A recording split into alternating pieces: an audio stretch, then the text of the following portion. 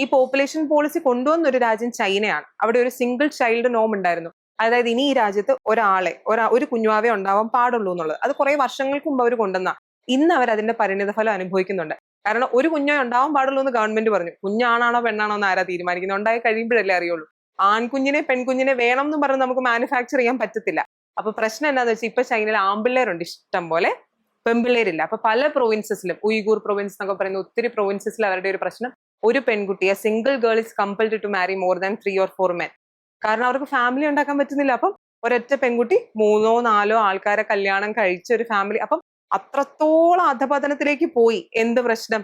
ഈ പോപ്പുലേഷൻ ക്രൈസിസിന്റെ പ്രശ്നം. പുടിൻ ഇന്നാള് പറയുന്നുണ്ടായിരുന്നു 8 മക്കളുള്ള ഫാമിലിക്ക് എല്ലാം ഫ്രീ ആയിട്ട് കൊടുക്കാൻ പോവാണ് ഗവൺമെന്റ്. കാരണം പിള്ളേരുണ്ടാവുന്നില്ല, പിള്ളേരുണ്ടാവട്ടെ, നമുക്ക് ആൾക്കാരില്ല. അപ്പൊ അങ്ങനെയുള്ള ഒരു സിറ്റുവേഷനിലാണ് രാജ്യവും നമ്മുടെ ലോകവും എല്ലാം. ഇനി വേറൊരു സെറ്റിംഗ്സ് ചെയ്യുന്നത് എടുക്കുവാണെങ്കിൽ, നമ്മൾ 140 കോടി ജനങ്ങളുണ്ടല്ലോ. ഇൻസ്റ്റാഗ്രാമും ഫേസ്ബുക്കും ഏറ്റവും കൂടുതൽ ഉപയോഗിക്കുന്നത് നമ്മളാ. കാരണം ചൈന ഫേസ്ബുക്ക് ഒക്കെ ബാൻ ചെയ്തേക്കാം.